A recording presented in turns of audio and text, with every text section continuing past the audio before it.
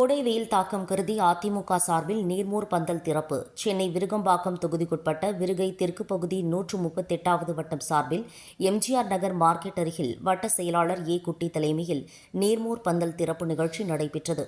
இந்த நிகழ்ச்சியில் சிறப்பு அழைப்பாளராக முன்னாள் விருகம்பாக்கம் தொகுதி சட்டமன்ற உறுப்பினரும் மாவட்ட செயலாளருமான வி. என். ரவி அவர்கள் கலந்து கொண்டு நீர்மூர் பந்தலினை திறந்து வைத்தார்.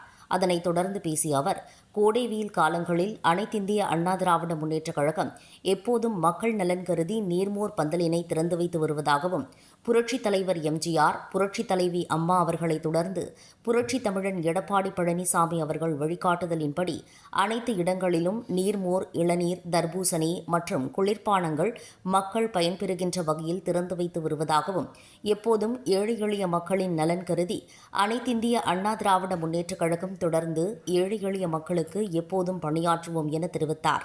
இந்த நிகழ்ச்சியில் விருகை தெற்கு பகுதி கழக செயலாளர் ஏ. எம். காமராஜ், தென் சென்னை தென்மேற்கு எம்ஜிஆர் இளைஞரணி செயலாளர் எஸ். எம். சரவணன், 138வது மேற்கு வட்ட அவைத்தலைவர் மகா பழனிசாமி, 138வது மேற்கு வட்ட பொருளாளர் இஎஸ்ஐசி ஆனந்தன், படக்கடை இளங்கோவன் உள்ளிட்ட கழக முக்கிய நிர்வாகிகள், தொண்டர்கள் என 300க்கும் மேற்பட்டோர் இந்த நிகழ்ச்சியில் கலந்து கொண்டனர்.